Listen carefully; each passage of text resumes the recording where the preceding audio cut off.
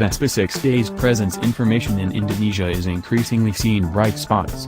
Certainly the legendary scooter from Italy will land in Indonesia at the end of this April. As has been proclaimed ridemotor.com at the end of last March, which states PT Piaggio Indonesia will launch this limited edition Vespa before Lebaran. This assurance was reinforced by one of Vespa's main dealers, Premier International, during a press conference at IMS 2018 which took place on Thursday, April 19 at G-Expo Kemaran, Jakarta. Sejorni, Vespa 6 Days, arrives at our dealership later this month. If there is a constrained unit has been received by consumers the longest end of May, said Carl Lyman, director of Premier International. 6 Days became hunted by fans and Vespa collectors in Indonesia and became a limited edition product.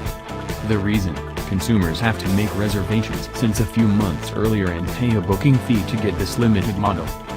Surely we will send this limited edition unit to consumers who have given a fee of around Rp 50 million, he added.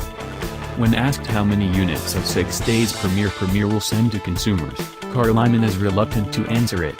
The total unit we cannot disclose, but quite a lot, he replied diplomatically.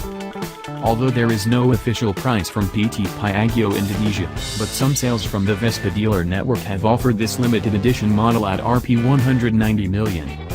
Vespa 6 Days is a special variant that launched Vespa to commemorate the triumph of the 6 Days Enduro race in the era of 1951, where it was Italy as the host, and Vespa managed to steal 9 gold medals.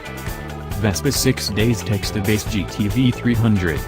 The difference with the standard version is true only cosmetics with color games as well as graphics. This model attracts audiences because of its unique shape according to the characteristics of GTV 300 and do not want to lose its special moment.